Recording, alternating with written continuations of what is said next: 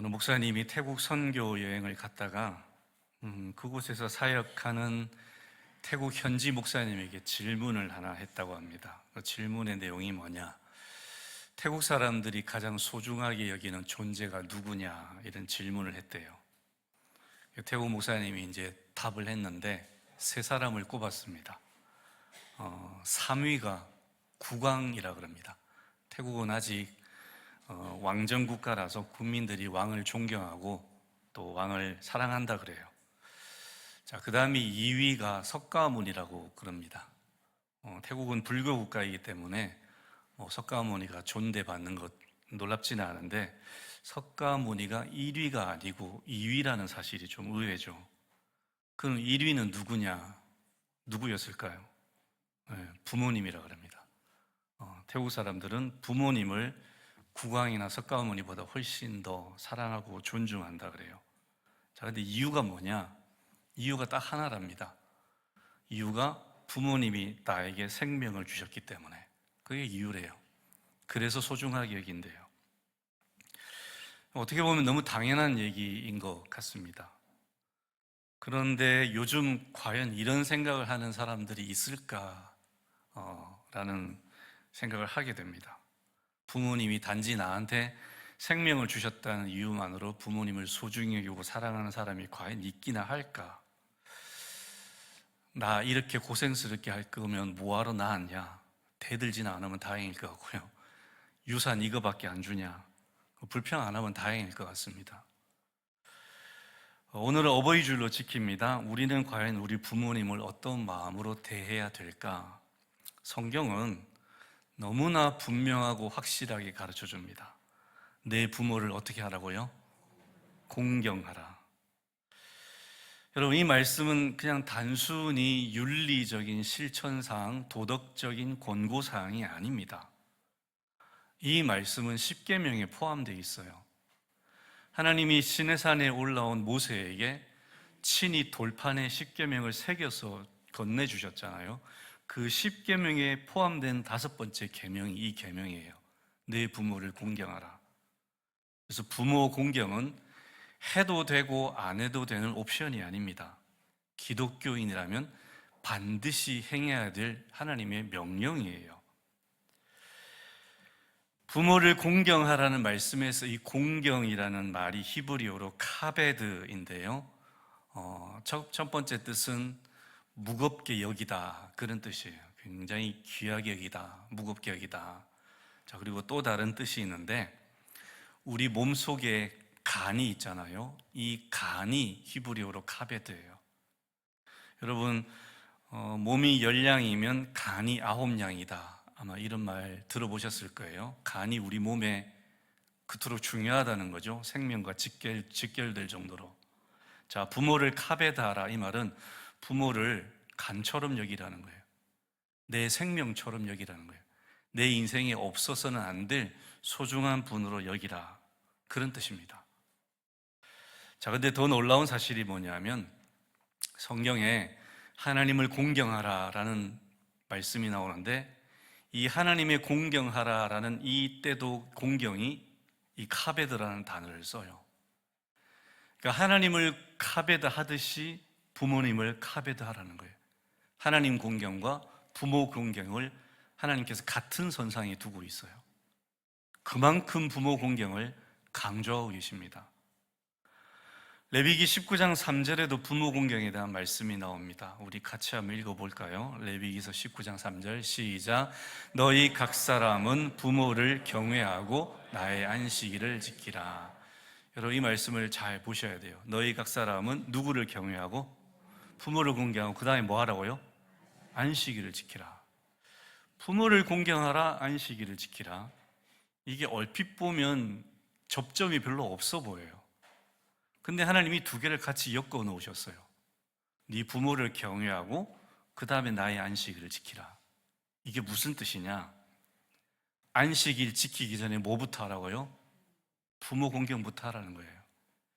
부모를 공경하지 않는 자는 하나님 예배 드릴 자격이 있다 없다? 없다는 겁니다.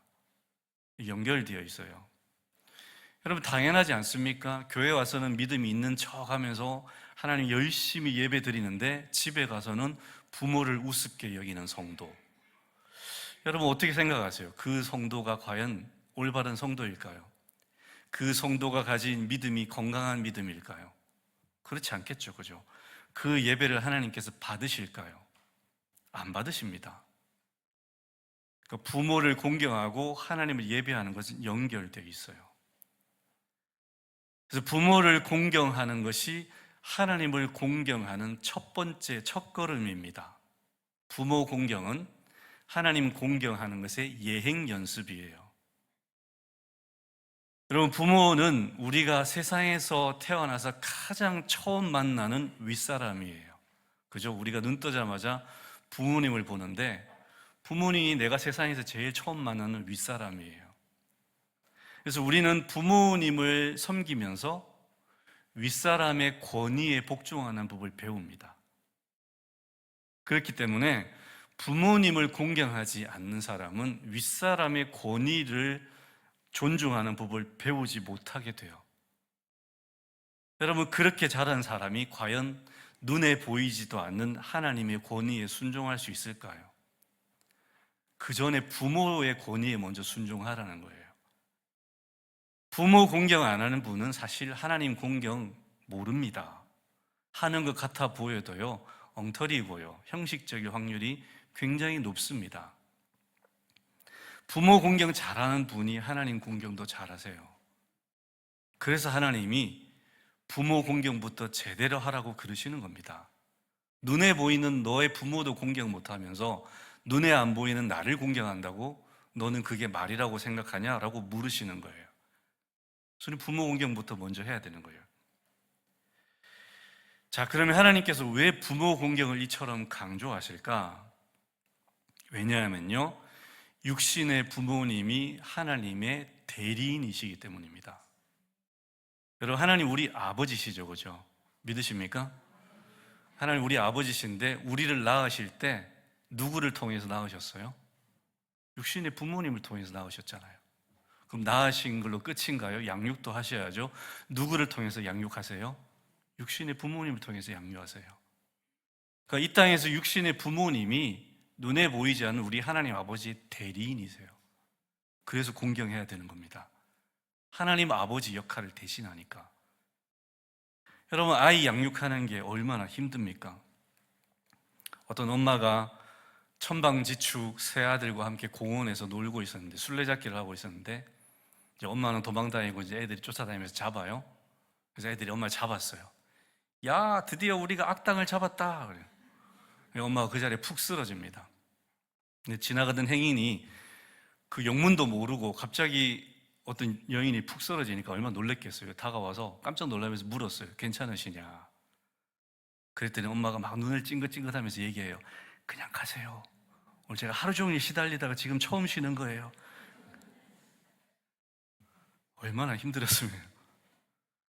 우리 부모님들이 이렇게 우리를 키우셨어요. 지금은 하나도 잘 안 낳으려고 그러는데 예전에는 7, 8 낳으셨잖아요. 어떻게 낳으셨는가 모르겠어요. 낳았는데 세탁기도 없잖아요. 일회용 기저귀 없잖아요. 애가 얼마나 똥 자주 쌉니까? 점심 식사 전이라 죄송한데 그럼 그 기저귀 천기저귀인데 어떻게 손으로 다 빨아야 되잖아요. 근데 찬물밖에 없잖아요. 뜨거운 물 없으니까 찬물에 겨울에는 그 기저귀 손으로 다 빠시고. 애만 키우십니까? 밭일하고 논일하고 아버지 밥 차려야 되고 그거 다 하면서 애 키우셨어요. 저는 상상이 안 돼요. 얼마나 힘드셨을까. 요즘 애 하나 가지고 쩔쩔매요. 엄살도 그런 엄살이 없어요. 죄송하지만 세탁기 다 있지, 일회용 기저귀 있지, 식기세척기 있지. 없는 분들도 계시겠지만 그러면서 애 하나 가지고 쩔쩔매요.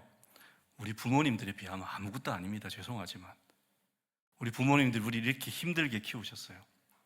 그래서 하나님이 부모님을 공경하라고 말씀하시는 거예요. 물론 우리 육신의 부모님이 완벽하지는 않으십니다. 그래서 어떤 경우에는 우리가 부모님들 때문에 힘들 때도 있어요. 어느 설문단체에서 청년 400명을 대상으로 설문조사를 했어요. 당신들의 인생에서 당신들을 가장 고통스럽게 한 존재가 누구냐? 40%의 청년이 1위를 누구로 꼽았을까요? 부모를 꼽았어요. 10명 중에 4명이 부모가 자기 인생을 가장 고통스럽게 했다고 꼽았어요. 세상의 모든 부모님들이 완전하지 않습니다. 부족하죠. 그래서 여러분, 부모가 제일 미안해 하는 대상이 누굽니까? 자식이잖아요. 더 능력 있고, 더 돈 많고, 더 지혜로운 부모 밑에 태어났으면 네가 좀 더 잘 살았을 텐데, 늘 이런 미안한 마음이 있잖아요. 그게 뒤집어 생각하면 그게 자식들을 향한 절절한 부모님의 사랑이죠. 내 밑에 안 태어나더라도 네가 좀 더 나은 부모 밑에 태어나서 잘 살았으면 하는 게 부모 마음이잖아요. 대부분의 부모 마음이 1순위가 자식이에요. 꼭 먹고 알 먹고라는 말을 아실 겁니다. 굉장히 슬픈 말이에요, 이 말이. 꿩은 조심성이 많습니다. 그래서 사람의 발자국만 들어도 그냥 후다닥 날아가요. 비둘기는 옆에 가도 차가 와도 안 비키는데 꿩은 안 그렇습니다. 그냥 날아가 버려요. 꿩 잡기 진짜 힘들어요. 자, 근데 꿩이 알을 품고 있을 때는 다릅니다. 꿩은요, 모성애가 굉장히 강해서 알을 두고 절대 도망가지 않아요. 알 품고 있을 때는 사람이 와도 그 자리에 있습니다. 알 품고 있을 때 꿩 잡기 진짜 쉬워요. 자, 근데 꿩만 잡습니까? 꿩 잡으면 그가 품고 있는 뭐가 있죠? 거기서 꿩 먹고 알 먹고가 나와요. 굉장히 슬픈 얘기죠, 그죠? 여러분, 말 못하는 짐승도 목숨 걸고 자기 새끼 사랑하고 지킵니다. 하물며 만물의 영장인 우리 인간은 어떻겠습니까? 물론 우리 부모님들이 사랑 표현이 서툴 수는 있습니다. 요즘 굉장히 유행했던 드라마 있잖아요. 폭삭 소가수다. 보신 분들 아시죠? 학시 이게 사랑 표현이잖아요. 사실 굉장히 서툴러요. 우리 부모님이 사랑하는 방식도 틀릴 수 있어요. 근데 하나만큼은 확실합니다. 그럼에도 불구하고 부모님들이 자식을 사랑한다는 사실은 확실해요. 우리가 이걸 잊어서는 안 됩니다. 세월이 지날수록 우리 부모님이 짊어지셨던 삶의 무게를 우리도 깨닫게 됩니다. 아, 진짜 힘들게 사셨구나. 그리고 과거에 나를 서운하게 했던 그 부모님의 말과 행동이 점점 이해가 될 것이에요. 정급별 시인이라는 분이 쓴 글이 있습니다. 제가 읽어드리겠습니다. 세상을 알기 시작하면서 아버지와 불화했다. 밥벌이를 시작하면서 아버지를 이해했고, 밥벌이에 좌절하면서 아버지를 용서했다. 자식을 낳고 키우면서야 아버지와 화해했고, 아버지가 세상을 떠나시고 나서야 아버지를 사랑하게 됐다. 공감이 되시죠, 그죠? 그래서 우리는 떠나시기 전에 지금 우리 부모님의 부족함을 받아들이고 공경해 드려야 됩니다. 부모님 살아계실 때 그 사랑 깨닫고 감사의 마음을 전해야 됩니다. 더 늦기 전에요. 그래야 후회하지 않습니다. 교회 유치부에 다니는 어떤 아이가 집에 돌아와서 뭔가를 막 외우고 있어요. 아버지가 옆에서 보니까 10계명을 외우고 있는 거예요. 근데 5계명을 이렇게 외우고 있었어요. 내 부모를 공격하라. 내 부모를 공격하라. 이렇게 외우는 거예요. 아버지가 어이가 없어가지고 한마디 합니다. 야, 이놈아, 공격이 아니고 공경이야, 공경. 그랬더니 아들이 물어요. 아빠, 공경과 공격은 어떻게 달라요? 공경은 부모님 말씀 잘 듣고 사랑하는 것이고, 공격은 부모님 말씀 안 듣고 대드는 거야. 그랬더니 아이가 아빠에게 묻습니다. 그런데 아빠는 왜 할아버지 공경하지 않고 공격해? 보는 거죠, 그죠?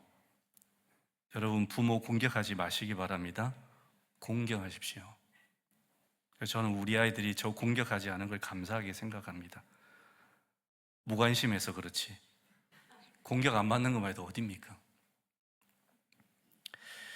우리가 한 가지 깊이 생각해 봐야 할 점이 있어요. 여러분, 하나님께서 우리에게 부모를 사랑하라 그러셨습니까? 부모를 사랑하라는 말씀 없어요. 부모를 사랑하라가 아니고 부모를 뭐 하라고요? 공경하라예요. 굉장히 의미 있는 말씀이에요. 우리가 감정적으로 부모님을 사랑하지 못할 수도 있어요. 부모님이 나를 힘들게 할 때, 어렵게 할 때, 속된 표현을 부모님이 원수보다 더 못할 때, 남보다 더 못할 때 감정적으로 부모님 사랑하기 힘듭니다. 근데 사랑하지는 못해도 뭐 하라고요? 공경하라 그럽니다. 존중해 드리라는 거예요. 그래서 부모는 사랑의 대상이 아닙니다. 공경의 대상이죠. 사랑까지 하면 더 좋죠. 그러나 최소한 사랑은 못하더라도 공경은 해야 된다고 가르쳐 주세요. 그래서 우리는 부모님을 사랑하지 못해도 공경은 해드려야 됩니다. 왜냐? 그분들이 우리에게 생명을 주셨기 때문에, 하나님의 대리인이기 때문에. 끝으로 오늘 말씀해 보면 하나님께서 우리에게 복을 약속해 주세요. 너희가 부모를 공경할 때 복을 주겠다. 신명기 5장 16절에는 이 약속이 좀 더 자세하게 묘사되어 있습니다. 같이 읽어보겠습니다. 시작.